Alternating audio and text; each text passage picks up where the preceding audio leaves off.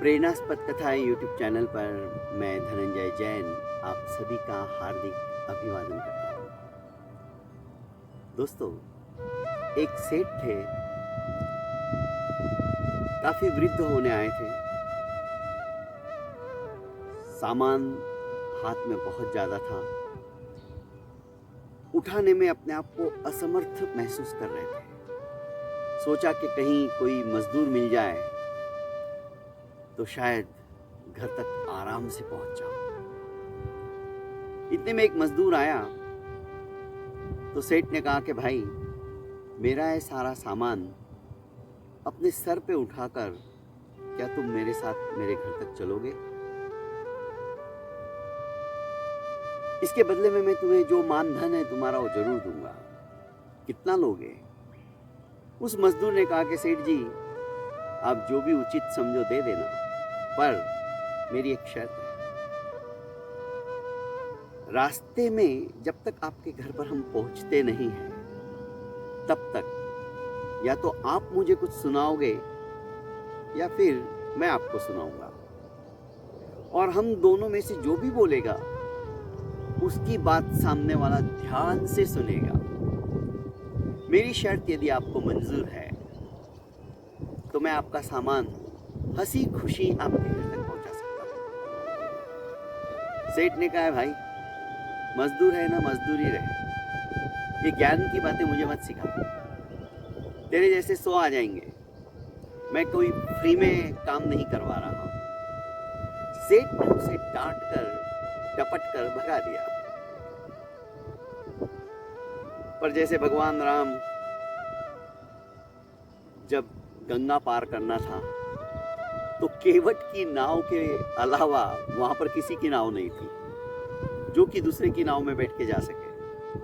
बस ऐसी ही कुछ हालत वहां पर उस समय में इस मजदूर की थी। उसके अलावा कोई दूसरा था ही नहीं। सेठ काफी देर तक बैठे रहे, देखते रहे, इंतजार करते रहे कोई दूसरा आए तो मैं उसे ले जाऊं। आखिर थके हारे बोलने लगे कि भाई चल ठीक है, मुझे तेरी बात मंजूर है। जैसे उस नौकर ने अपना सारा सामान अपने सर पे रखा सेठ जी का और चलने के लिए उद्यत हुआ तो उसने कहा, सेठ जी बताओ, तुम कुछ सुनाओगे या मैं सुनाऊं? सेठ ने कहा कि तुम ही सुनाओ। करीब आधा पौन किलोमीटर तक दोनों चलते रहे। ये बहुत कुछ बोलता रहा पर सेठ सुना अनसुना करता रहा। उसने किसी तरह से उसकी बात को तवज्जो ही नहीं दी।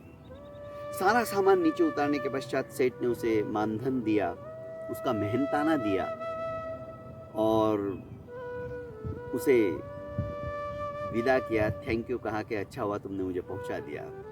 नौकर ने कहा, सेठ जी रास्ते में जो कुछ मैंने आपको बताया क्या आपने ध्यान से सुना?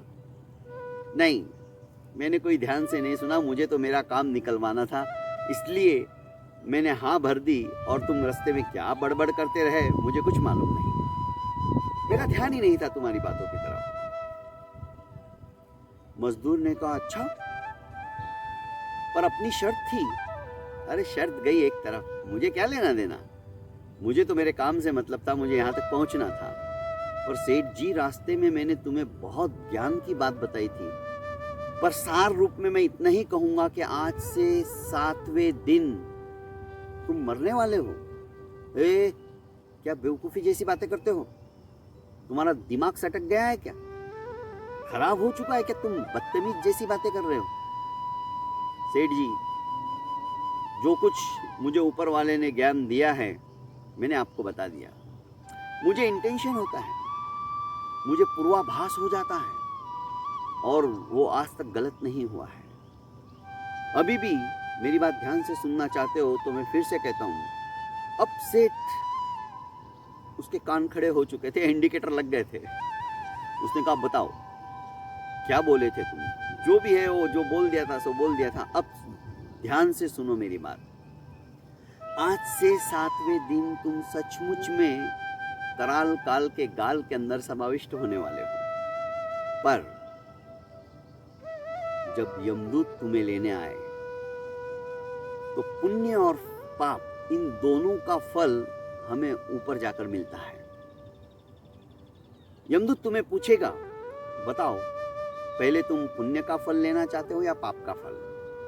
तो तुम कह देना, दोनों फल तो आपके वहां मिलने ही वाले हैं। पाप का फल भी मैं हंसते हंसते ग्रहण करूंगा, स्वीकार करूंगा, क्योंकि मैंने पाप किया है। पर मैं पुण्य का फल अपनी आंखों से देखना चाहता हूं। क्या तुम दिखा सकते हो? जिद पकड़ लेना, बस मेरी ये ज्ञान की बात ध्यान रखना। उसने कहा ठीक है। और ऐसा ही हुआ। 7वें दिन सेठ कराल काल के गाल के अंदर समाविष्ट हो गया। यमदूत आए लेने को, और यमदूत ने उस सेठ के प्राणों को ले लिया। वैकुंठ धाम की तरफ बढ़ते हुए आपस में वार्तालाप कर रहे थे। जैसा कि उस नौकर ने कहा था, वैसा ही यमदूत ने सेठ के पूछा, सेठ जी पहले तुम पाप का फल भोगना चाहते हो या पुण्य का?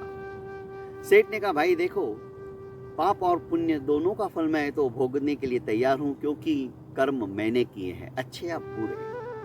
पर मैं पुण्य का फल अपनी आंखों से देखना चाहता हूं।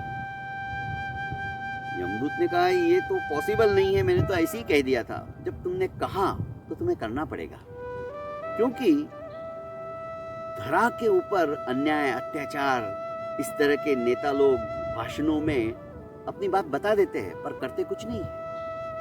क्या तुम भी वैकुंठ धाम में ऐसा ही होता है? मुझे ये सब देखकर जानकर लग रहा है कि सब जगह भ्रष्टाचार है, बोलते कुछ और है, करते कुछ और है। यमदूत ने कहा कि बात तो ये सही कह रहा है। उसे लिया और ब्रह्मा जी के पास पहुंच गए, और ब्रह्मा जी को सारी बात बता दी। ब्रह्मा जी ने भी सारे अपने रूल्स, जैसे यहाँ पे कानून है, वैसे कानून की किताबों की तरह उनके भी रूल्स रहते हैं, वो सब देख लिए, पर कहीं पर भी इस बात का प्रावधान नहीं था कि पुण्य का फल आंखों से कैसे दिखाया जाए कोई धरतीवासी को। उनके भी कुछ समझ में नहीं आया, तो भगवान विष्णु के पास पहुंचे। विष्णु ने भी सारी बात सुनी। यमदूत साथ में थे, ब्रह्मा जी साथ में थे, और उस सेठ को कहने लगे कि सेठ, जिसने भी तुम्हें ये ज्ञान दिया है, ये सवाल पूछने के लिए कहा है, सचमुच में वो तुम्हारा गुरु, चाहे गरीब हो, कुछ भी हो, नौकर हो, पर उसने तुम्हारी जिंदगी बदल दी। अरे बेवकूफ, पुण्य का फल आज ये है कि तुम साक्षात मेरे सामने खड़े हो, मैं तुम्हें दिखाई दे रहा हूं। इससे बढ़कर और क्या पुण्य का फल चाहते हो? अपनी आंखों से तुम मुझे देख पा रहे हो। आज तक के तुम्हारे समस्त कलिमल समाप्त हो गए हैं, क्योंकि देव दर्शन दुर्लभ होते हैं। दोस्तों, कहानी छोटी सी है, जो कि डीजे की जुबानी आप हमेशा सुनते हो, पर एक कहानी हमें नसीहत देती है। उस परम पिता परमेश्वर के दर्शन अनंत अनंत पुण्यवानी के द्वारा प्राप्त होते हैं। और सचमुच में गुरु चाहे कैसा भी हो, यदि गुरु की बात हम ध्यान से सुनकर उसे जीवन में आत्मसात करते हैं, तो सचमुच में हमारा जीवन सफल एवं सार्थक हो जाता है। बहुत बहुत धन्यवाद दोस्तों। मेरे इस प्रेरणास्पद कथा यूट्यूब चैनल को आपने लाइक एवं सब्सक्राइब नहीं किया है तो कर लीजिए, और ज़्यादा से ज़्यादा इसे शेयर कीजिए। प्रणाम।